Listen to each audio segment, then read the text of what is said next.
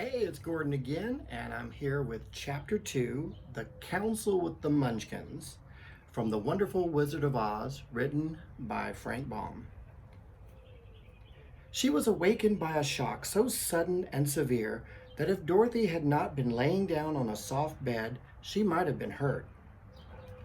As it was, the jar made her catch her breath and wondered what had happened, and Toto put his cold nose into her face and whined dismally.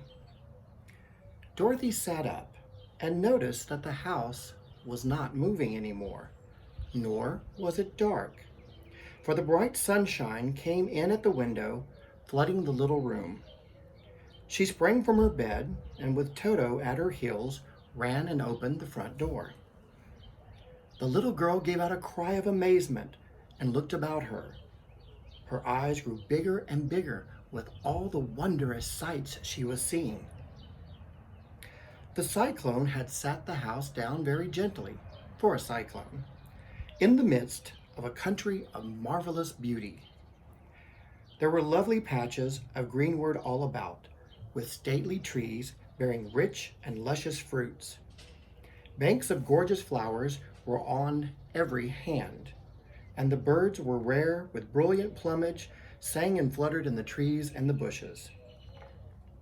A little way off was a small brook, rushing and sparkling along between the two green banks, and murmuring in a voice very grateful to a little girl who had lived so long on a dry, gray prairie.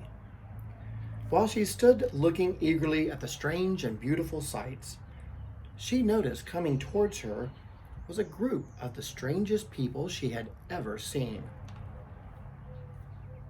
They were not as big as grown-up folk, none that she had seen, but neither were they very small. They seemed about as tall as Dorothy, who was a well-grown child for her age, although these were, as far as it looked, people that were much older. 3 were men and 1 was a woman, and they were oddly dressed. They wore round hats that rose to a small point about a foot above their heads, with little bells around the brim that tinkled sweetly as they moved. The hats of the men were blue, and the little woman's hat was white, and she wore a white gown that hung in pleats from her shoulders. Over it was sprinkled of little stars and glistening in sunlight like diamonds. The men were dressed in blue, of the same shade as their hats, and wore well-polished boots with deep rolls of blue on the top. The men, Dorothy thought, were about as old as Uncle Henry, for 2 of them had beards. But the little woman was doubtless much older. Her face was covered with wrinkles, her hair was nearly white, and she walked rather stiffly. When these people drew near the house where Dorothy was standing in the doorway, they paused and whispered amongst themselves, as if afraid to come any further. But the little old woman walked up to Dorothy, made a low bow, and said in a very sweet voice, "You are welcome, most noble sorceress, to the land of the Munchkins. We are so grateful for you for having killed the Wicked Witch of the East, and for setting our people free from her bondage." Dorothy listened to the speech with wonder. What could the little woman possibly mean by calling her a sorceress and saying she had killed the Wicked Witch of the East? Dorothy was an innocent, harmless little girl who had been carried by a cyclone many miles from home, and she had never killed anything in her life.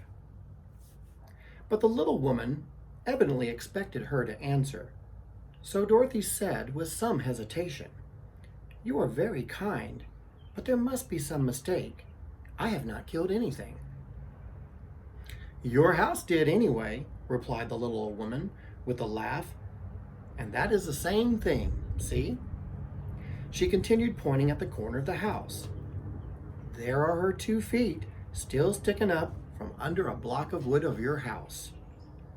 Dorothy looked and gave a little cry of fright. There indeed, just under the corner of the great beam of the house rested on, were the witch's 2 feet sticking out, shod in silver shoes with pointy toes. oh dear, cried Dorothy, clasping her hands together in dismay. The house must have fallen on her. Whatever shall we do? There is nothing to be done, said the little woman calmly. But who was she? Said Dorothy. She was the wicked witch of the East, as I said, answered the little woman. She has held the Munchkins in bondage for many years, making them slave for her day and night. Now they are all set free and grateful for you for turning the favor. Who are Munchkins? Inquired Dorothy. They are the people that live in the land of the East, where the Wicked Witch has ruled. Are you a Munchkin? Asked Dorothy. No, but I am their friend, although I live in the land to the north. When they saw the Wicked Witch of the East was dead, the Munchkins sent a messenger to me, and I came at once. I am the Witch of the North. Oh, gracious, cried Dorothy. Are you a real witch? Yes, indeed, answered the little woman. But I am a good witch, and the people here love me. I am not as most powerful as the Wicked Witch, who ruled here, or I should have stopped them for myself many years ago. But I thought all witches were wicked, said the girl, who was half frightened for facing a real witch. Oh no, that is a great mistake. There were only 4 witches in the land of Oz, and 2 of them, those who live in the north and the south, are good witches. I know this is true, for I am one of them myself, and cannot be mistaken. Those who dwelt in the east and the west were indeed wicked witches, but now you have killed one of them. There is but one wicked witch in all of the land of Oz now, and that one lives in the west. But, said Dorothy, after a moment's thought, Aunt Em had told me that witches were all dead, years and years ago. Who is Aunt Em? Inquired the little old woman. She is my aunt, who lives in Kansas, where I came from. The Witch of the North seemed to think for a time, with her head bowed and her eyes upon the ground. Then she looked up and said, I do not know where Kansas is, for I have never heard of this country mentioned before.